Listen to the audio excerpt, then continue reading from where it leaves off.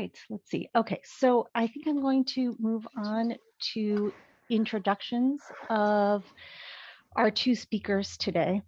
Salar Abdoh's last book was Out of Mesopotamia, and before that, Tehran at Twilight. He lives in Tehran and in New York. I should say that both he and Habibe are joining us from Tehran, which is evening there, so extremely grateful. Um, he lives in Tehran and New York, where he teaches in the MFA program in creative writing at the City College of New York. I should also say that Salar was instrumental in putting together the collection of Iranian writing on Words Without Borders campus. And one of the ways that he was instrumental is that he introduced Habibe's writing to us. And of course, before doing that, he had translated it into English. Habibe Jafarian is a Tehran-based journalist and the author of several award-winning biographies in Persian. Jafarian is also senior editor at the Iranian film journal 24. The essay that we'll be discussing today, How to Be a Woman in Tehran, was first published in the magazine Guernica. And I believe, I'm not sure if she's joined us yet, but the editor of that magazine, Gina Moore, will also be joining us today.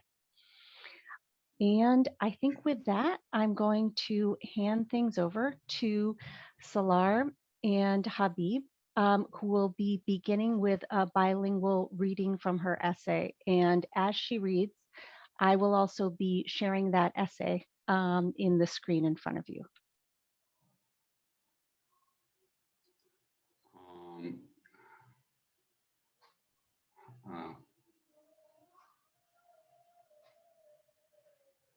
So Habiba, do you want to read in Persian first? You can read the first part and I'll read it, and then the second part, and then I'll read that. Is that okay? Okay, sorry. No problem. Before that, I like to say hello, everybody. And I like to say I'm very, very happy to be here tonight, and so honored, really, here tonight. I'm so happy to meet David, my dear friend, and Jessica. And I'm so happy because I was sick hard, and now I'm recovering from COVID. Because of all of that, I'm happier to be here tonight. And let's go to read in Persian. زن بودن در تهران.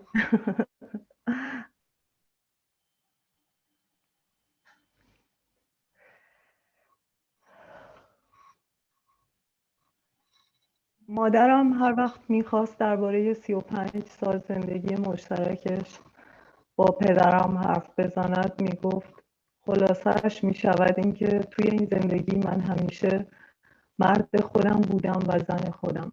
بار همه چیز به دوش خودم بود. همه چیز.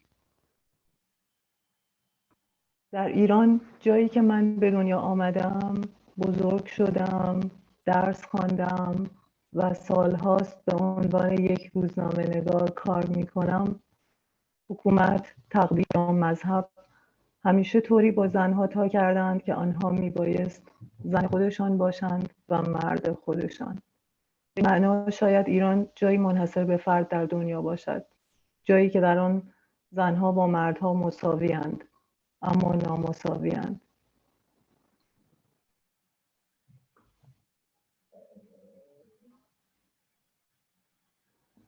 من در مشهد دنیا آمدم، مذهبی ترین شهر ایران.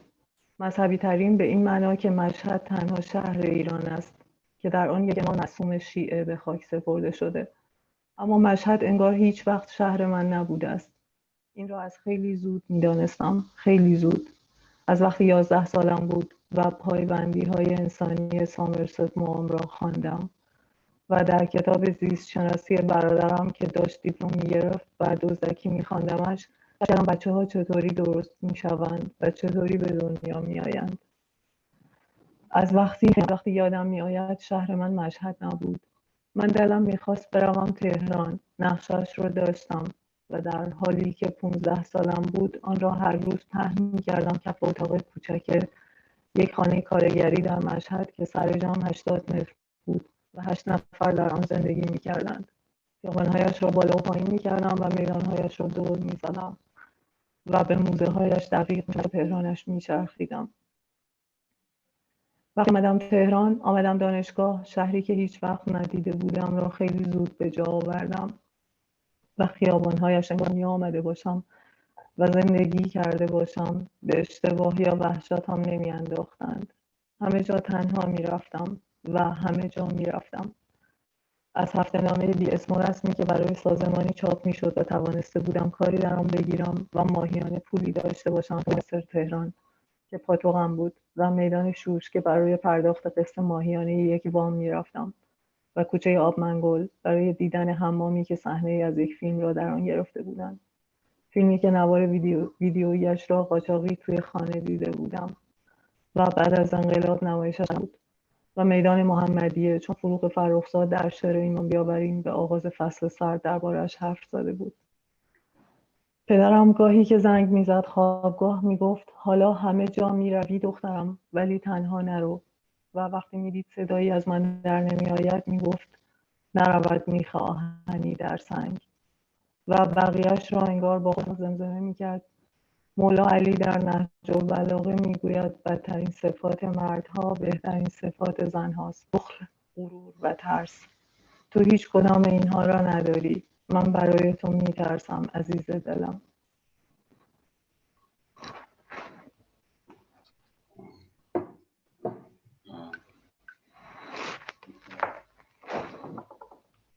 Did you need me to read it in English or is that sufficient?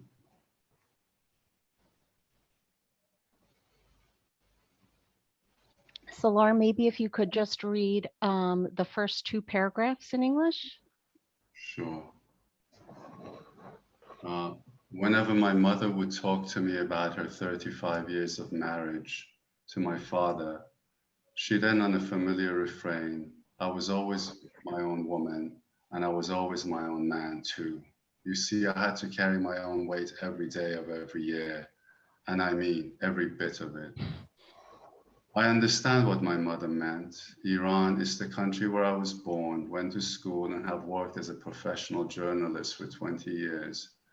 A country where authority, religion, and faith would have someone like my mother pull a permanent double shift as both a woman and a man throughout her entire adult life.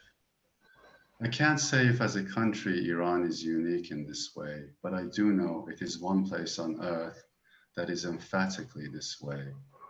Place where women are in every measure equal to men and in every measure not. Thank you so much to both of you. I am stopping the share, but I am copying the first two paragraphs into the chat just in case someone wants to refer to them. And we have time now for some questions and answers, if you like. You can go ahead and unmute yourself and just ask the question directly, or you can put them in the chat box. We may not get to all of them, but if so, I can possibly send them to our guests today. And anyway, I'm excited to hear what sparked your curiosity in this essay.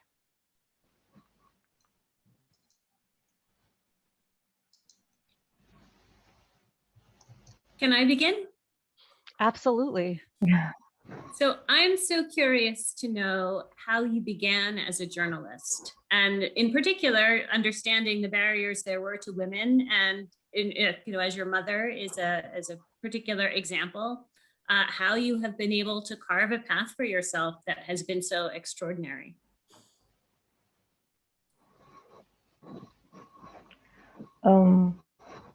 سالار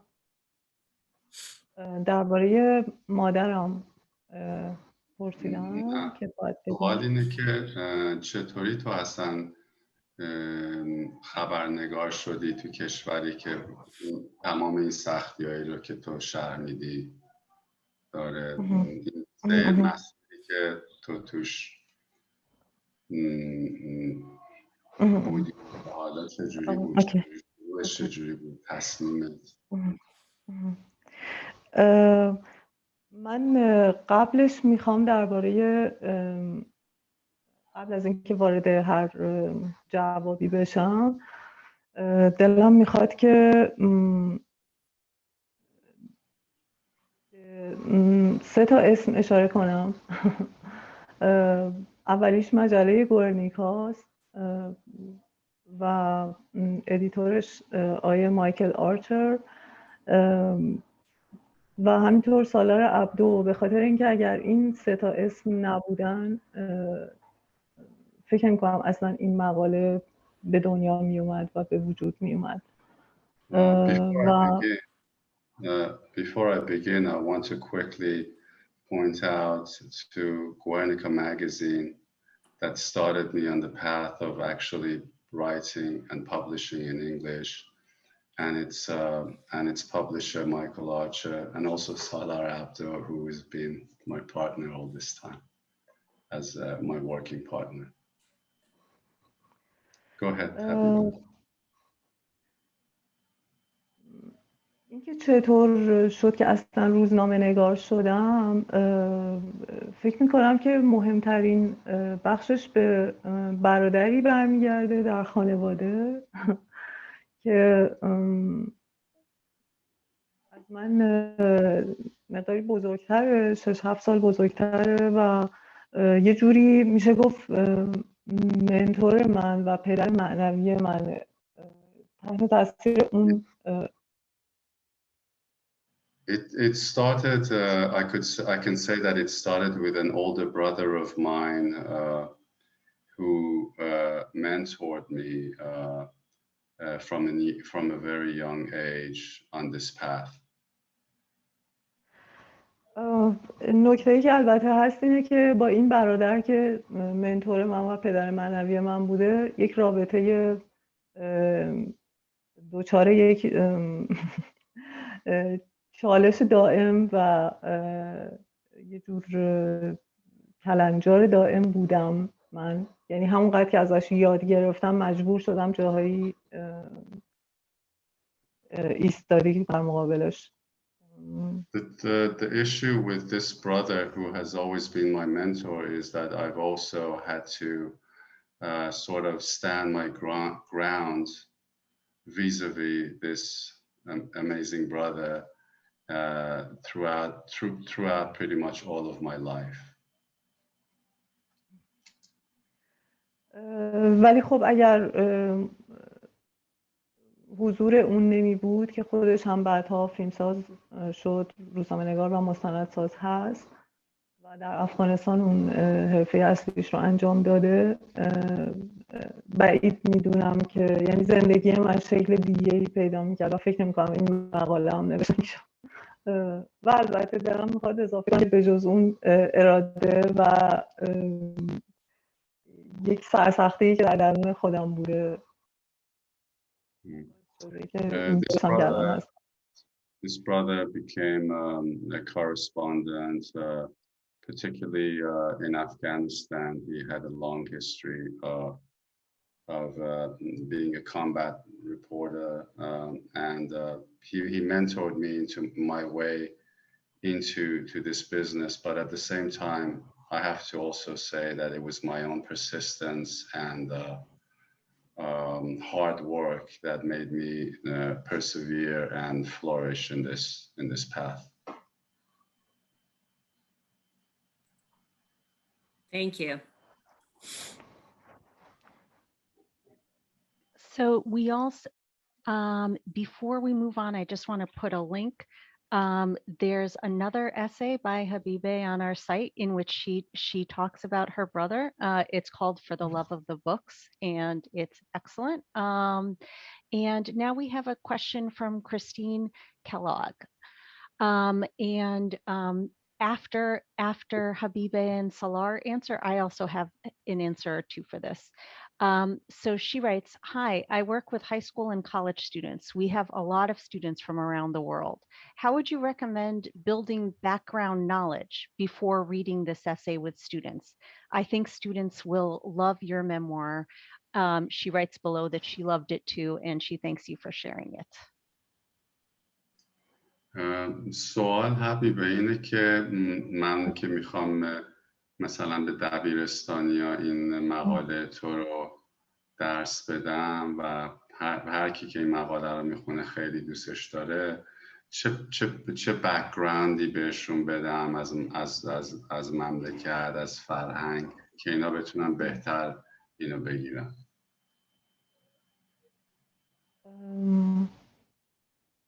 شاید اغراق‌آمیز نباشه اگر بگم که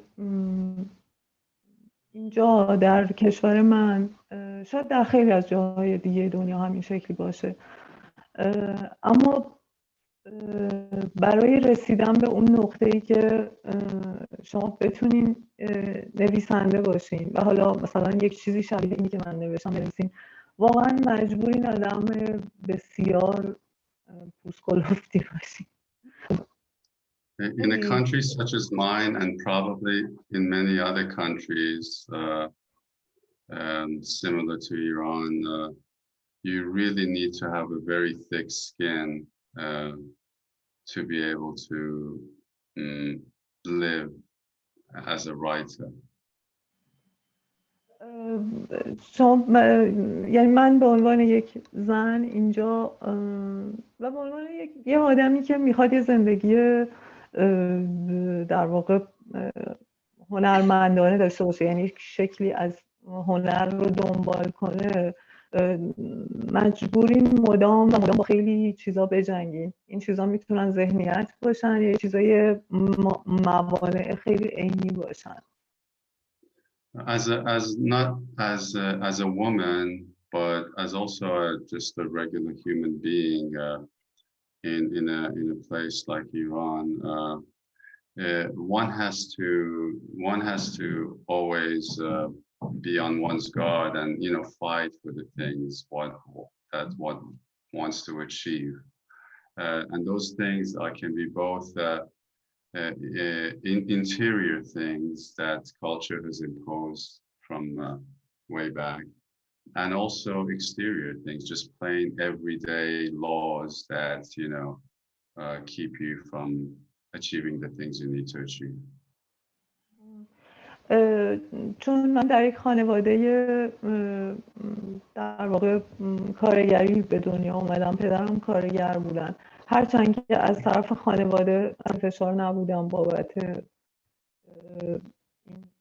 این جور زندگی کردن، یعنی پدر و مادرم مشخصا هیچ وقت تحت فشار من قرار نذاشتن. اما مثلا محله‌ای که من در مشهد توش بزرگ شدم، محله‌ای که اصلا کتاب معنا نداشت، یعنی آدما نمیدونستن که اصلا کتاب جایی در اون زندگی و لایف استایل اصلا نداشت و هر چیزی از این جنس.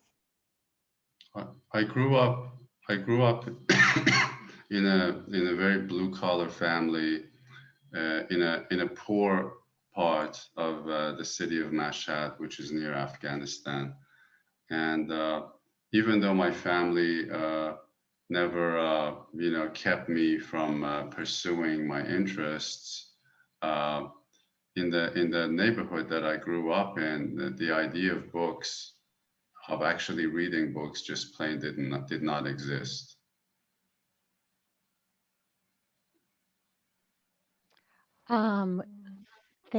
Thank you to both of you, and thank you again for that question, Christine. I'm going to answer in a way that is less global and more like just about the bones of teaching. And so to build background, like as a teacher presenting this text, I would use the context tabs next to it, and I'm going to just show you what I mean in a moment. Okay, so when we publish a work of writing online on Words Without Borders campus, we try to give you everything that you and your students might need to understand the text. So we have definitions of culturally specific words next to it. We have bios of the author and the translator. And we have context, which is everything else that might be relevant. So we start off with pronunciations of the words and information we have about the author and the translator, but we also have information about Iranian literature. This links to the introduction, which gives you an overview of modern Iran and how the literature has been developing.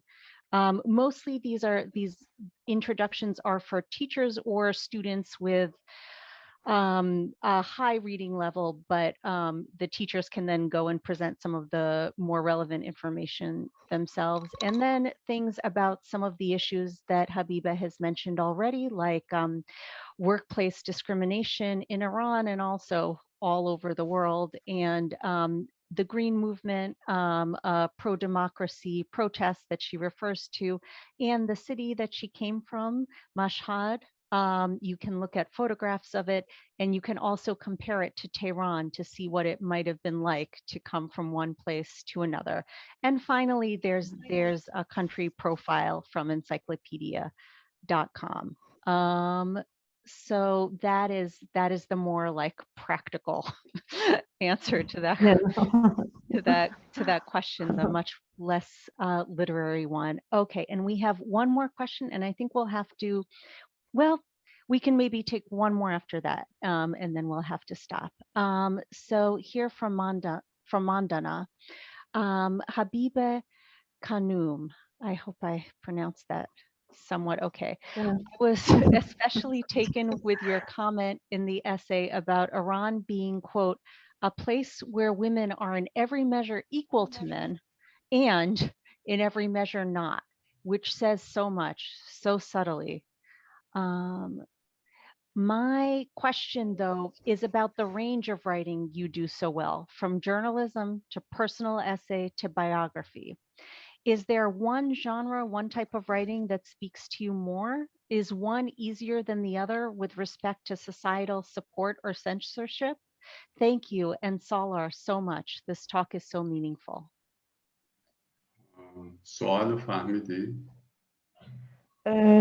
تا یه جاییش که درباره همین بود که چطور شده که بایوگرافی می نویسم و اسای و اینها. قسمت دومش چی بود؟ نوعای مختلف، مثلا ژورنالیسم میکنی، پرسونال جستار می نویسی، بیوگرافی می نویسی، کدوم رو ترجیح میدی؟ کدوم برات مثلا طبیعی تر، راحت تر؟ کدوم با کدوم بیشتر رفتی؟ و چرا؟ میتونی شاید یه توضیح کلی بدی که اصلا چیکارا کردی؟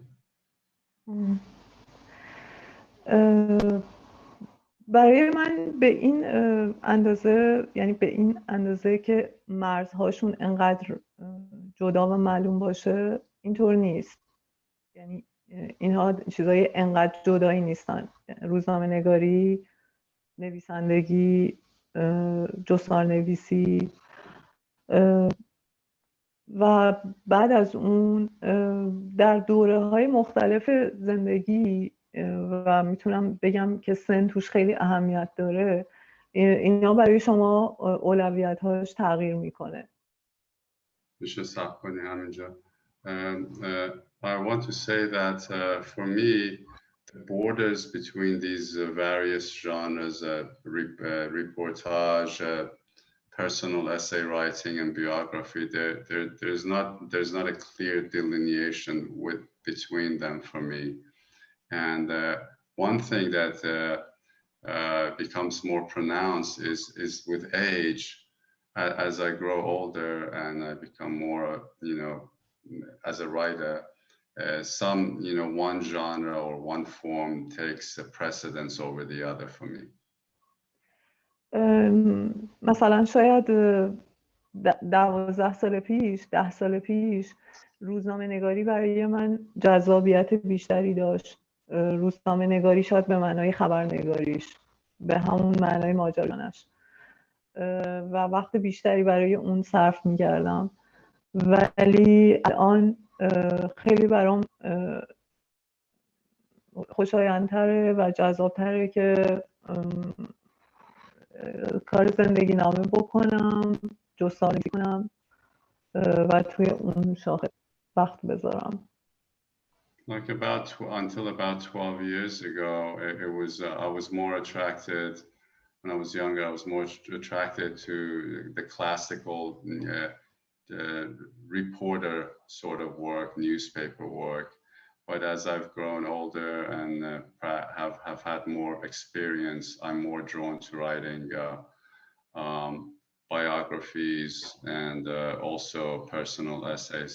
I should just also add that what Habibe achieved is that there were a lot of sort of hagiographic biographies of the heroes of the Iran-Iraq War, and what Habibe achieved was to completely deconstruct the form, and she began to write biographies that had warts and all of these storied commanders and martyrs, and she was given she was taken to task for it, but it was only after Habibe that you could say that the writing of biography, especially of these sorts of people, became a totally different thing, especially from the point of view of women. She was the first person who went and spoke to their wives and got their point of view. به خاطر علاقه شخصی و شاید به خاطر جایی که زندگی می‌کردم در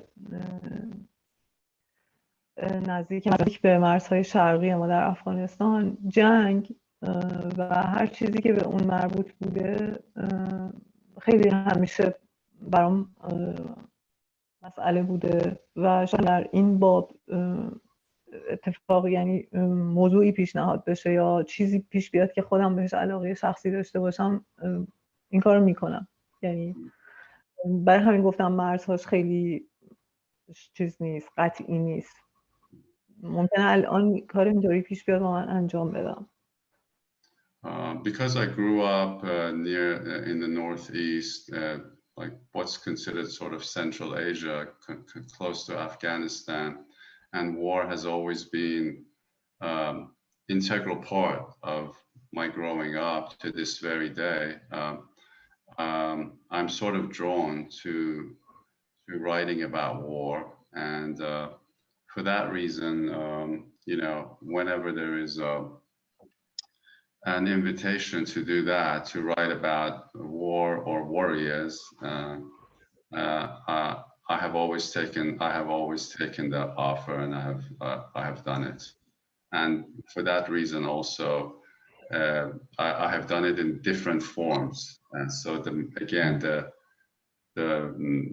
borders of that are not completely clear for me.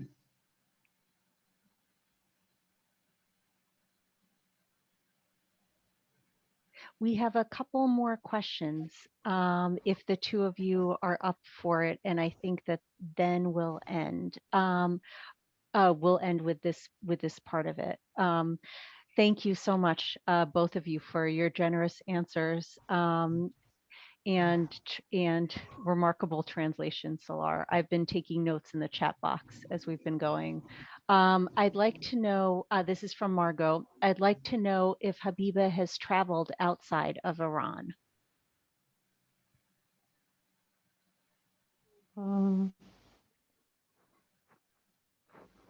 اینکه سفر کردم یا نه سالار؟ آیا بیرون از ایران سفر کردی که خب آره زیاد کرد؟ آره آره خب لبنان رفتم، مکه رفتم و اروپا. I've traveled throughout Europe. I've gone to Mecca, and I've been to Lebanon. I'll just add that she wrote a seminal book on Imam Musa Sadr of Lebanon, Iranian. He was instrumental in raising the profile of the Shia of Lebanon at a time when they were, really third-class citizens. And her book on Imam Musa Sadr was really one of several seminal books that Habibe has written. And then our last question, this is from Gina Moore of Guernica. I'd love to hear whether audiences who read you in translation respond differently than audiences who read you in Persian, and what you make of those differences, if they exist. فهمیدی؟ فارسی و انگلیسی چه تفاوتی دارن با هم؟ نسخه های فارسی مثلا تو رو به فارسی میخونن برخوردشون آیا فرق داره با کسایی که به انگلیسی میخونن؟ فرقایی هست که تو مثلا متوجه شده باشی؟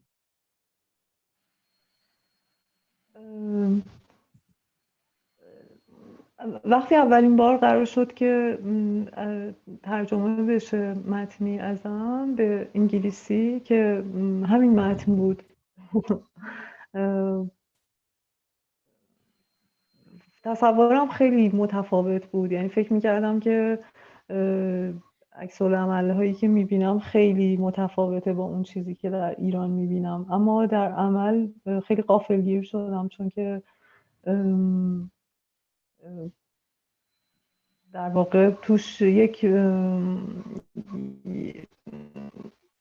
اون چیزی که در ایران اتفاق میفته هم اینه که آدم ها یه جورای غافلگیر میشن یا سورپرایز میشن از یک چیزهایی در متنهایی که منتشر کردم و دلشون میخواد درباره‌اش حرف بزنن به شکل کنجکاوانه‌ای. و خب درباره در زبان غیر مادریم هم خب همین اتفاق افتاد. When I first فقط جزش متفاوت بود. یعنی کنجکاوی هایی که در ایران وجود داره یک چیزایی بود، کنجکاوی که مثلا برای یک مخاطب آمریکایی وجود داره یک چیزای دیگری بود. When this essay was actually the first essay I published in the English language, and then she went on to, we went on to publish many more. I was pleasantly surprised. I thought there would be a very different perception and reception of my work in another language, but in fact, I quickly realized that people, readers of whatever language they are drawn. They may not have the same curiosities. They may have different curiosities, but curious they certainly are, and that has been a very pleasant experience.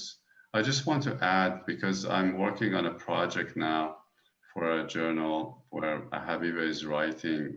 Habibe has currently she has a weekly column, and she wrote an essay, a short essay lately about becoming poor, what the sanctions have done to Iran and Iranians.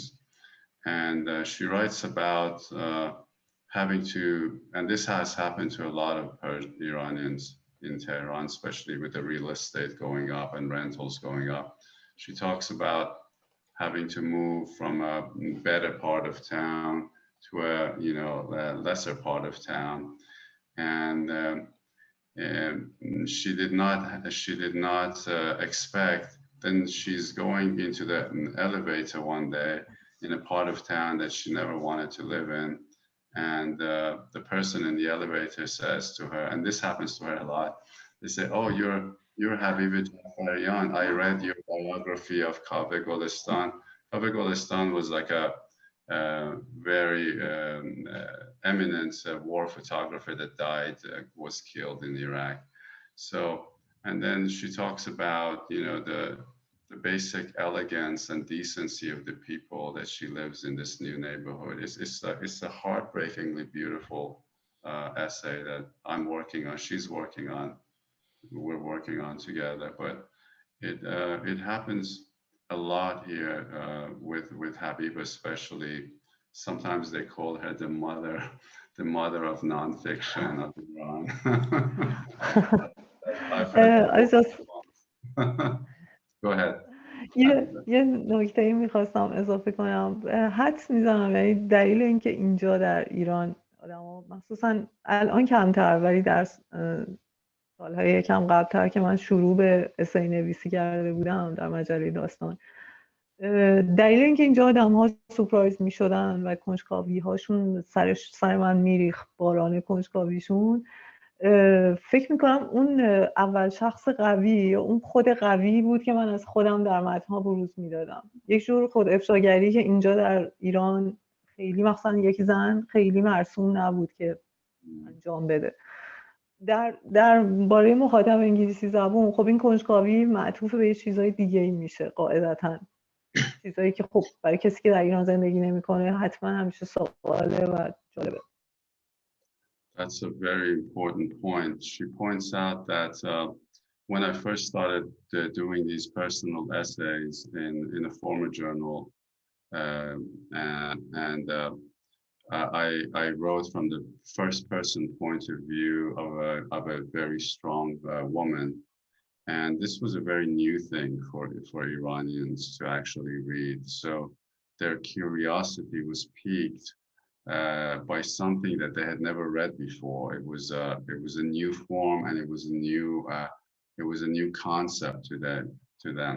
So when I say that Westerners, for example, Americans, let's say, are drawn by different aspects of my essays, this is a perfect example of it. Maybe a North American reader is not so curious about that part, whereas a Persian reader reads that and you know, is taken by this strong first-person narrative of a woman, whereas an American may be drawn to more cultural aspects that I'm conveying to the audience. Thank you.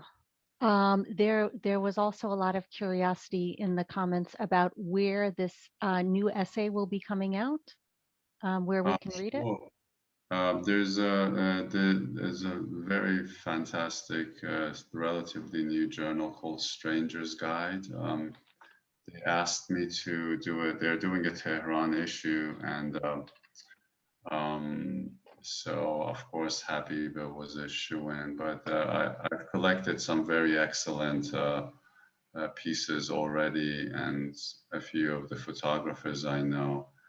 And I asked Habiba if she could develop this particular piece, because it's a piece that really conveys how it feels to be an Iranian at this point in time, and to sort of to see your, you know, to become, you know, Iran is a wealthy country just by default, but you know, the path that the Trump years really put the squeeze on this country. And you know, Habiba talks about how, you know, how that plays itself out, and she has written other essays in other magazines about that, actually.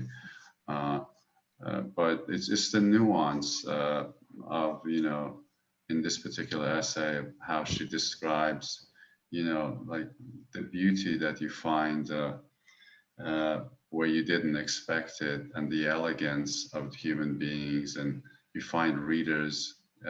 You know, I've seen Habiba in all sorts of situations. People will come up to her and say, That never happens to me in the US, but it happens to her all the time. Like, I read your biography of so and so and so and so and so and so, and she covers the spectrum. Like some of these commanders of the war, they're war heroes, but at the same time, they may not particularly, but they represent their representations of the regime. So she goes from that to writing an essay like, How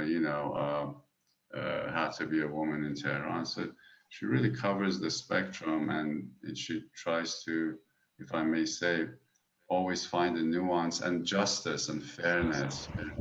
It's really easy. Like, I wish Habiba would talk about that. It's really easy to just lambast the Islamic regime, but she never does that. She always tries to find the complexity in every situation. And that's why I'm drawn to her writing, because nothing is black and white. Nothing is that simple.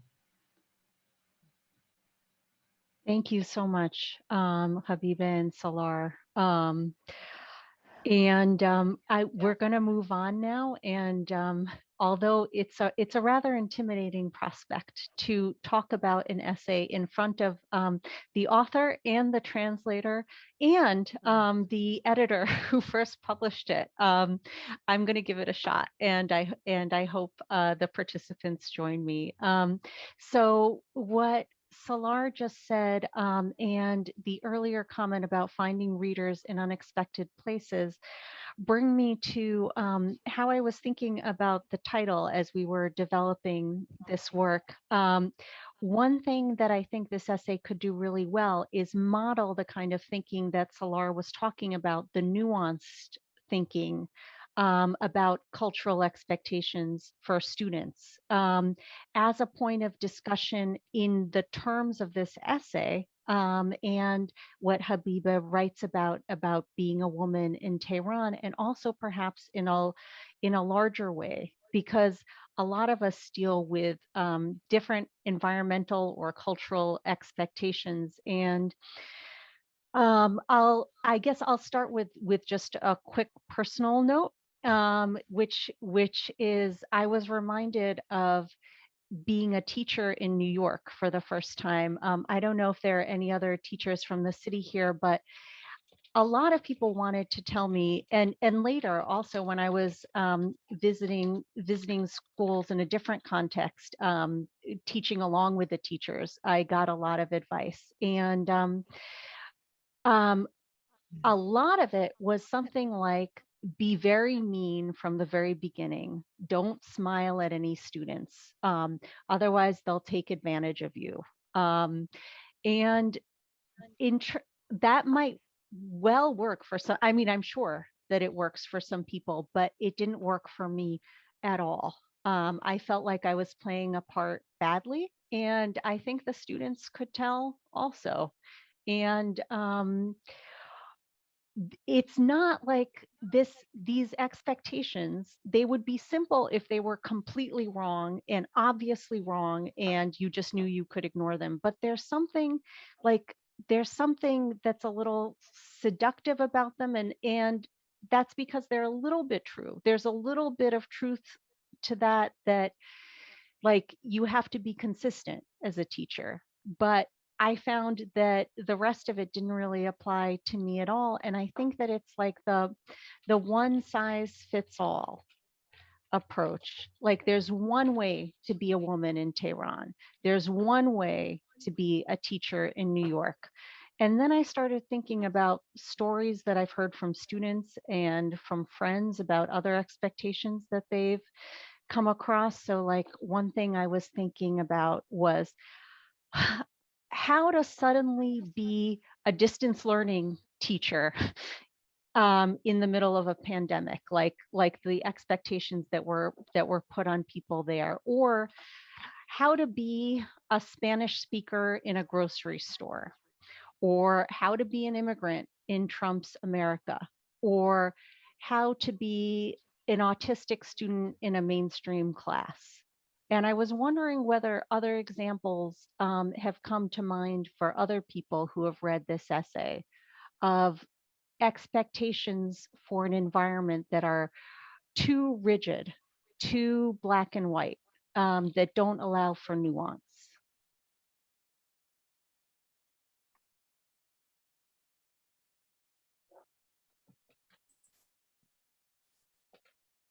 This is maybe a little bit, it touches on what you're getting at, Nadia, but I think, you know, there's also the idea of maybe what we would call third culture kids in schools, where they, and I think they might be able to identify with this essay in that regard, that you, and I experienced this personally growing up, you know, coming from another country and going to school in America, my classmates, and sounding different, my classmates didn't think of me as an American, and they treated me as someone other.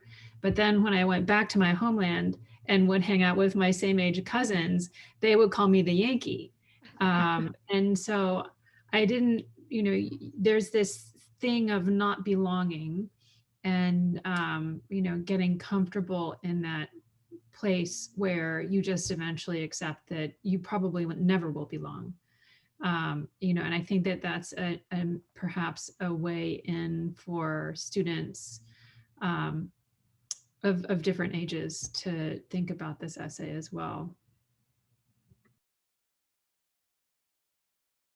Thank you very much, Sam. That's an excellent example. Are there any others that come to mind for people? Or more generally, if you have responses to this essay, now is a good time to talk about them with people who've read it too. Oh, okay, I see something in the comment. So I just thought I'd pop that in there because I found this discussion so extraordinary, of sort of, you know, Habibe's sort of discussion of staying and fighting and not leaving, and also, you know, doing it in Persian, you know, not having the patience to learn another language, to realize where the fight is, but also her perception that the fight is so much more nuanced. And so as I read this piece, and I've read it now several times, I think that it overturns many expectations surrounding what, you know, many Westerners sort of have notions, you know, very cut and dry notions of Iran. You know, she goes to see a cleric. The cleric is not at all what one might perhaps expect from, you know, from a cleric's office. You know, she talks to her colleague who is, you know, cutting and pasting, you know, fashion onto Nicole Kidman. And again, that sort of subverts expectations. I think every time she just subtly manages to present the reality of Iran in a way that challenges, number one, very blanket expectations, and number two, just reveals kind of a wonderful kind of fighting spirit, even in as much as her, you know, nail polish remover is melting down her, you know, her tape recorder. I mean, I just find the constant sort of back and forth of sort of expectation and reality to be extraordinary. Thank you so much, Jessica, for your comment here and also in the chat box. It sounded like someone else wanted to say something, maybe Salar? Salar? No, just to follow up on that, Habibe has this extraordinary essay that I edited and translated from Michigan Quarterly Review. And in it, it's called, Habibe, what's that essay called? It's the Ingrid Bergman.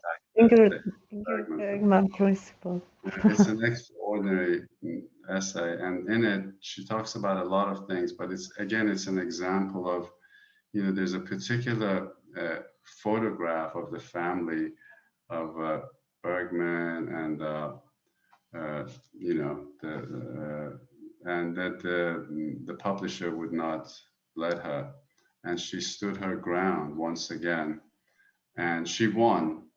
But she talks about how, you know, winning, a divide had been created between them. They were friends, but you know, working in a place like Iran is such that you really do have to. It's not like, yes, you do have to be combative a little bit, especially with Habibe's job.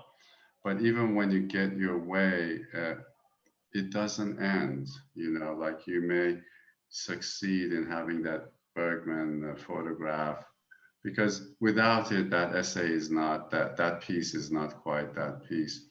But then these divisions, and she talks about these divisions that are created within, let's say, the workspace that she is in. And as a woman, she talks about all of these.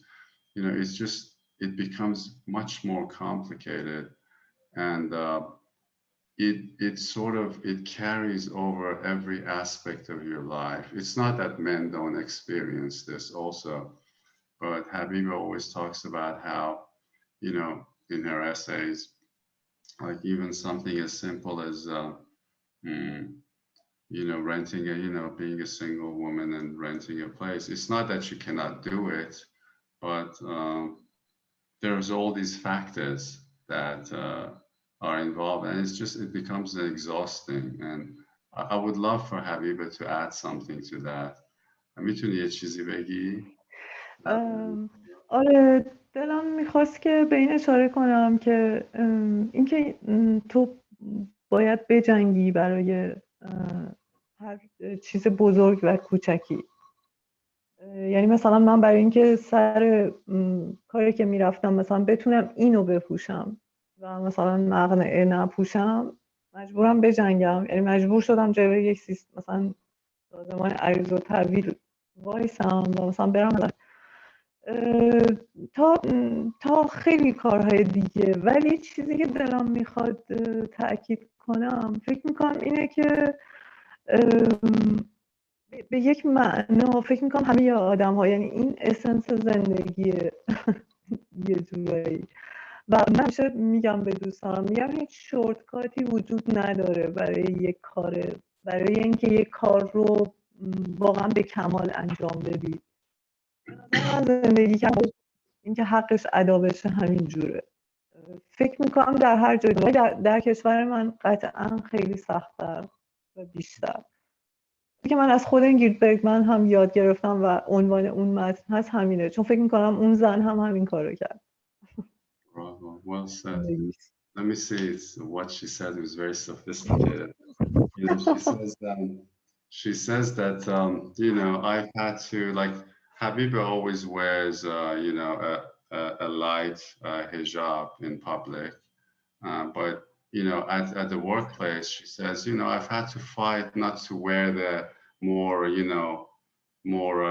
covering thing that like they want. He doesn't want to wear it like that. He wants to wear it easily. He's had to fight for something as simple like that, to having to fight to having an Ingrid Bergman and family photograph in an essay that she felt was necessary to have.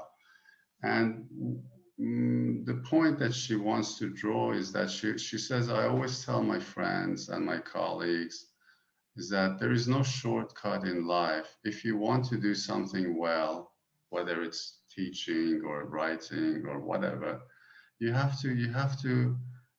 to work for it. And that's what I do. And I think by extension she means in a place like Iran, sometimes that means having to fight for your principles. But there is no shortcut, there is no easy way. And she says this is not limited to just Iran. She believes that everywhere in the world, every country in the world has its own obstacles that you have to persist to overcome in order to do something well. Thank you so much to both of you and to everyone who participated. This was really fantastic.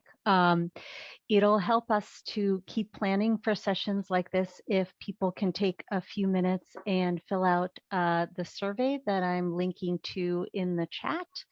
And if you are interested in presenting at a future meeting, for instance, if you teach Habibe's essay and want to talk about how it went in the classroom, that would be absolutely wonderful. I am sure that everyone is thinking mostly about getting to the end of this weird school year, but if you would like help planning for next year, I'm around and can talk about global literature. And that's about it. Thank you everyone so much. This has really been wonderful. Several people in the audience have been writing really nice notes to Habibe and I. We want to thank them because we've been so nervous trying to get the translations right, but we thank you.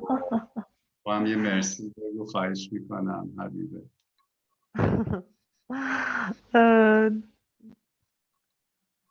So thank you so much, and I said that again. I'm really happy and really pleasure to me to be with you tonight, and to meet you, my dear friend, and that's it. Thank you. Oh, thank you. I think I'm sorry because I couldn't express in your mother tongue, and I was not to be able for that. Sorry for that. Oh no, completely understood. Yes, completely understood. Thank you so much for what you just said. I think a lot of us feel like we're friends with you through your writing. So that's really moving to hear that. Thank you everyone. Have a really good rest of the day, rest of the semester or school year, and I look forward to talking to you soon. Take care. Thank you, Bye-bye. Nadia. Thank you. Everybody. Thank you. Bye everyone. Bye.